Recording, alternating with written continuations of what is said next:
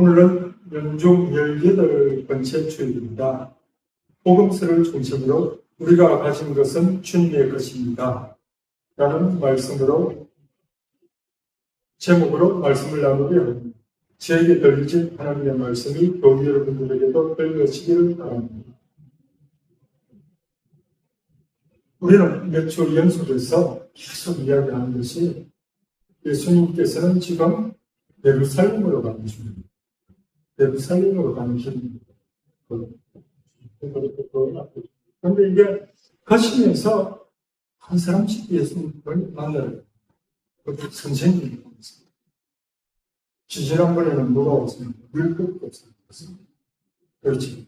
어떻게 하려야 구원을 얻을 수 있습니까? 하고 물으니까 예수님께서 간단히 이야기했죠.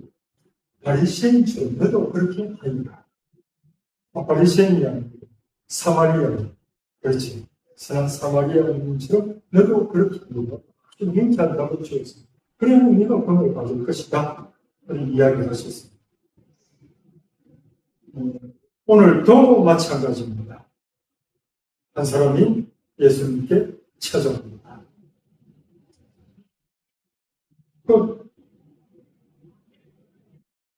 이 사람이 찾아온 사람도 알고 있었을 것입니다.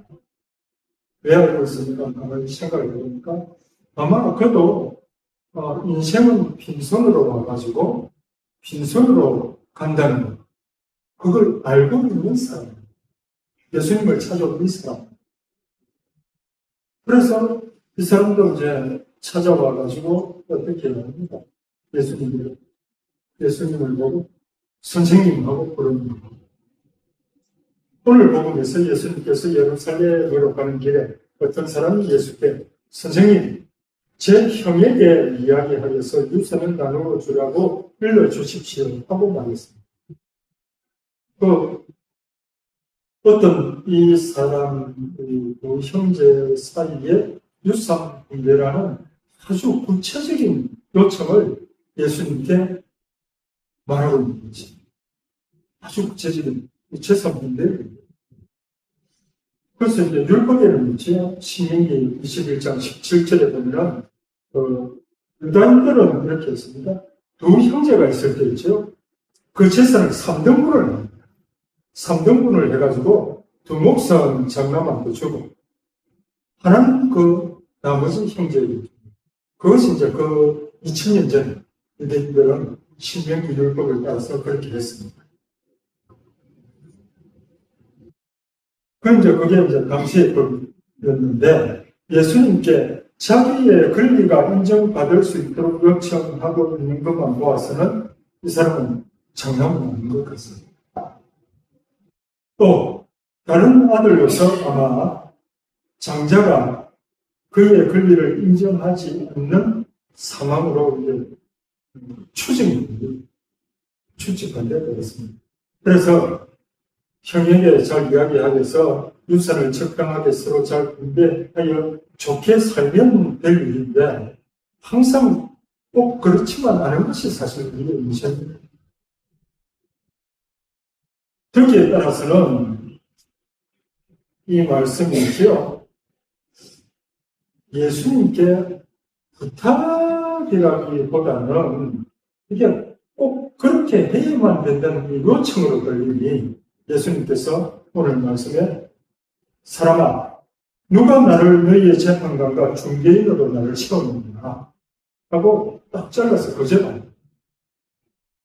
예수님께서는 어떤 말씀을 하셨습니까? 겉옷을 가지고자 하는 자에게는 속옷까지 내어 주어라. 너는 가진 것을 다 팔아서 자선을 베풀어라. 너에게 아직 모자란 것이 하나 있다. 가진 것을 다 팔아 가난한 이들에게 나누어 주라. 그래서 선한 사마리아인의 일도 마찬가지입니다. 그래서 이런 말씀을 하신 분입니다. 제가 볼 때 추측입니다. 우리 주님께서는 유산 상속 분쟁에는 개입을 하지 않는 것으로 생각이 됩니다. 또 예수님께 요청한 사람이 자기가 하려고만 하면 변호사 사가지고 자기 몫을 찾아가면 됩니다. 그런데 이게 이제 뭐 이렇게 부탁을 이렇게 이제 요청을 하는 걸로 봐서는 아마 자기 형이 율법대로 그 몫을 가지고 간다는 게 아마 좀 불리한 편이다. 그런 생각을 했겠습니다. 예수님은 탐욕이 있지. 탐욕이 인간의 마음에 이렇게 가득 차게 되면 주변 사람들과 갈등을 줄이고 또 그 사람을 눈을 멀게 해가지고 이웃이나 형제를 볼 수 없게 합니다. 이것을 잘 알고 계셨습니다. 이 돈의 심리를 예수님께서 잘 알고 있었다는 것입니다. 이 요청을 받으신 예수님께서는 요청한 사람과 모든 사람에게 분명히 이야기합니다. 너희는 주의하라. 오늘 15절입니다. 너희는 주의하라. 모든 탐욕을 경계하라. 우리말에는 이게 지금 경계하라고 일병이 되어 있는데 실제로 이게 직역을 해보니까 이 경계하라는 뜻은 네 스스로 네 탐욕을 잘 보고 잘 살펴라. 욕심이 쌓이지 않죠. 그런 뜻이 있습니다. 아무리 부유하다 하더라도 사람의 생명은 그의 모든 재산에 달려있지 않습니다. 그래서 모든 탐욕을 제대로 보고 살피라는 말씀입니다. 소유와 재산이라는 이 우상을 딱 사로잡는 겁니다. 또 사람은 하나님을 인정하지 않습니다. 각자 살아내야 하는 자기 인생을 제대로 살지 못하죠. 저는 이런 분을 보았습니다. 요양원에서 요양원이 그래서 한 2년 몇 달 일했는데 처음에 가니까 집이 통영 거제에서 딱 가면 고속도로 지는 톨게이트 그 마을에 있었는데 보니까 경기 걸기점을 봐가지고 옆에서 네모난 뜻이 펼쳐보이고 보여주고 하는 그런 큰 땅값이 얼마나 합니다. 근데 이제 2년 후에도 똑같은 일을 이야기를 저한테 했습니다. 그때는 바로 앉아있지는 못했습니다. 혼자 앉을 힘이 없어요. 비스듬히 누워서 똑같은 이야기를 합니다.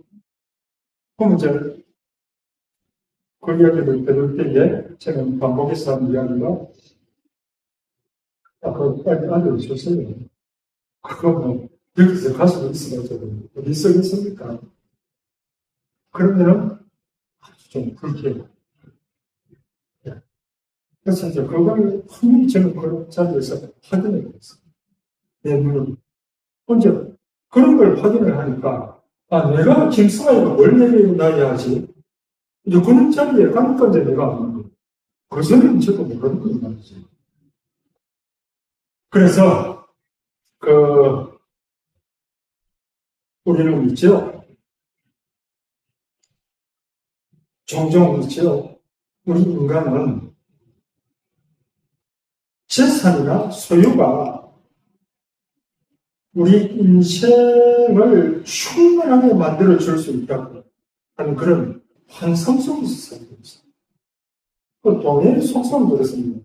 형제 집안에 그 유산이라는 것은 100원 있으면 100원인치 싸우고 1000원 있으면 1000원인치 싸우고 원래 그렇습니다.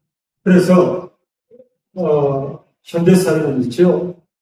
인간을 평가할 때도 돈이 맞느냐 저는 그렇게 평가합니다. 그러면 돈이 없는 사람은 어찌 됩니까? 사람이 아닌 게 되는 거예요. 그래서 소유가 많다는 그것은 우리 인간은 충분하게 못 만듭니다. 왜냐하면 우리는 하나님의 형상으로 만들어졌습니다. 하나님의 형상입니다. 그래서 우리의 인생은 하나님의 형상을 드러낼 때에 자기의 타고난 재능을 따라서 열심히 살아갈 때에 그 안에서 하나님의 형성이 드러납니다. 예수님께서는 이 비유의 말씀을, 이 말씀을 듣고 있는 사람들을 보고 그들의 마음과 생각에 하나를 더 깊이 새겨 주기 위해서 비유를 또 한 가지 더 말씀합니다. 16절에 보면 어떤 무양 사람이 땅에서 생각지도 않은 많은 소출을 거두었다. 그래서 그는 속으로 현재 가지고 있는 곡간이 너무 작아서 내가 수확한 것을 모아둘 데가 없으니 어떻게 하나 하고 생각하여 그러다가 말하여 이렇게 해야지. 곡간을 헐어내고 더 큰 것을 지어 거기에다가 내 모든 곡식과 재물을 쌓아두어야겠다. 그리고 나는 나 자신에게 말해야겠다. 자, 네가 여러 해 동안 쓸 많은 재산을 쌓아두었으니 쉬고 먹고 마시고 즐기라. 자기 자신.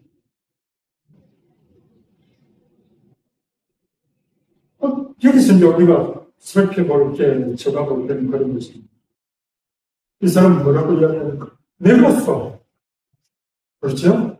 또 뭐랍니까? 내 모든 곡식이고, 내 재물. 오로지 자신에게만 집중합니다. 자기가, 그게 나가 인생의 유일한 목표입니다. 다른 게 없습니다. 또 있죠? 주체도 있죠? 어떻게 이야기합니까? 적입니다. 주체도 내가 들고, 내가 짓고, 내가 말하고, 내가 쌓아두고, 내가 먹고, 내가 마시고, 내가 즐긴다. 주체도 문제 납니다. 비유는 순전히 나와 나의 이 비유죠.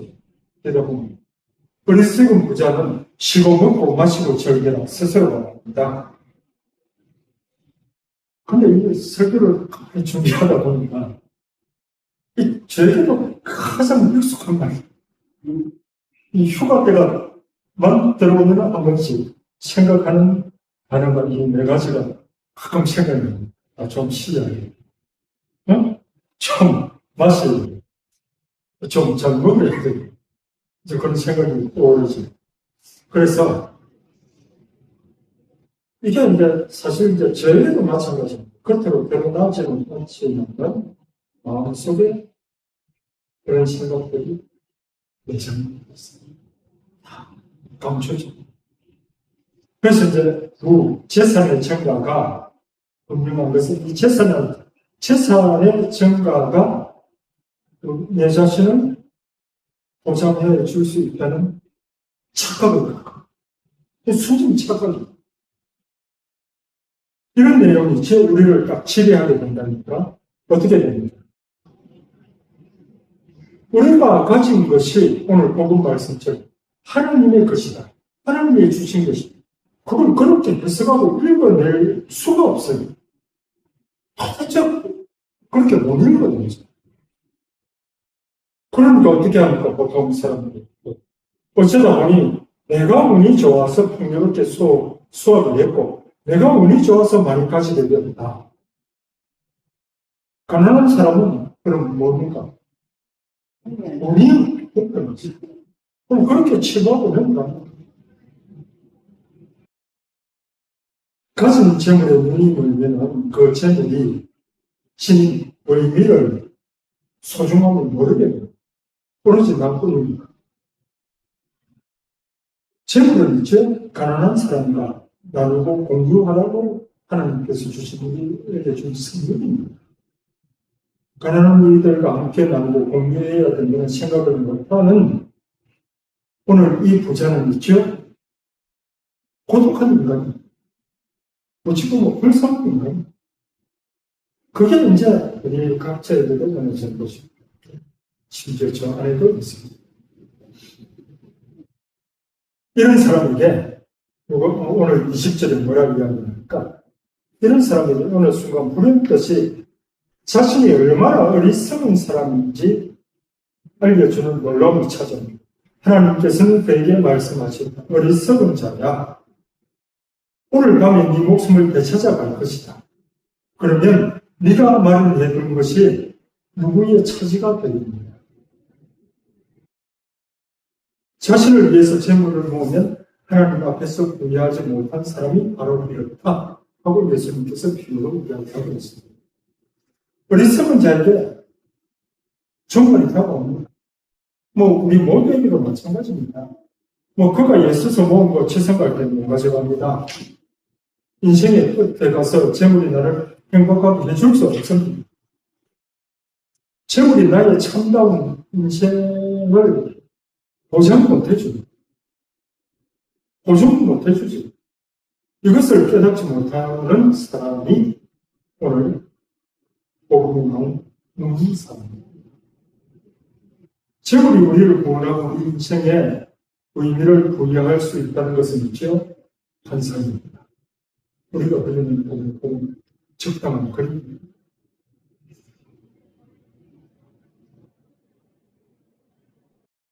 예수님은 어리석은 자야 오늘 밤에 네 목숨을 찾아갈 것이다 말씀합니다. 한 번 태어난 생명은 반드시 죽습니다. 죽음 앞에서 인간은 자신을 마주하고 어떤 사람은 있죠. 자기와 마주할 시간조차도 없는 사람이 있습니다.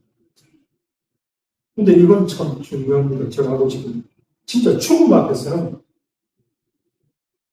우리 어머니도 마주하고 진짜 마주하게 됩니다.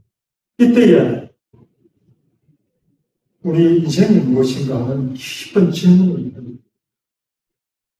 인간의 한계를 알게 됩니다. 우리말로 쇠가까지 살아요. 한다고 열심히 했는데 이게 허무하구나. 이제 그런 걸 그때서야 알 수밖에 없습니다. 알았습니다.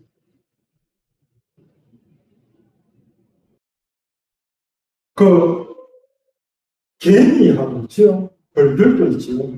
다른 동물들도 마찬가지입니다. 가끔씩은 자기의 양식을 모으기 위해서 열심히 모읍니다. 그러나 있죠. 인간은 양식뿐만 아니라 부실없는 잡동사니까지는 막 끌어모읍니다. 결국 그 속에 묻혀서 자신을 잊어버렸습니다. 어떤 부자는 오늘 어떤 부자들은 가난한 이들을 생각지도 않습니다. 자기만을 생각합니다. 그렇다고 해서 어떻게 보통 생각하는지 압니까? 내가 다른 사람한테 피해 주는 거 아닙니다. 지가 별어서 그렇겠지. 집어칠 수 없어서 그렇겠지. 그런 생각을 이게 내가 잘 사는 게 나쁘게 하는 것이 그가 생각합니다. 저는 그렇게 생각합니다. 많은 경우에 그래서 이제 가난함을 갖다가 개인이나 그 사람 여기 부족을 그 사람은 질 수 없다. 그러니까 치부를 합니다. 그러나 있죠. 이게 우리가 잘 보면 조금만 보면 이게 아무리 노력을 하더라도 이런 경제 구조 안에서는 처절한 가난을 극복하지 못하고 그 가난 속에서 하루도 건강히 살아가는 사람이 태반입니다. 그렇다고 해서 오늘 제 이야기가 저축하지 말라, 비축하지 말라 그런 말은 절대 아닙니다. 대책 없이 거저 살라는 말은 절대 아닙니다. 열심히 노력해서 다음 날을 준비하고 대비해야 하는 것이 우리나라의 건강한 성실입니다. 우리가 죽음의 시간은 우리에게 죽음의 시간은 우리 각자가 우리가 이 땅에서 살면서 우리의 생각과 말, 행동을 심판자이신 하나님과 대면해서 따져보고 계산을 할 때 되는 것입니다. 그 시간에는 우리 각자가 지금까지 살았던 지금 여기에 모든 진실이 다 드러날 것입니다. 다시 말해서 지상의 부, 지상의 재물이라는 그런 식탁에 서로 형제자매가 되어 둘러앉아 가난을 물리치기 위해 서로 나눔으로써 하나님의 뜻에 맞는 하나님의 의를, 정의를 실천했는지 그때는 하나님 앞에서 우리가 시험을 하게 될 것입니다.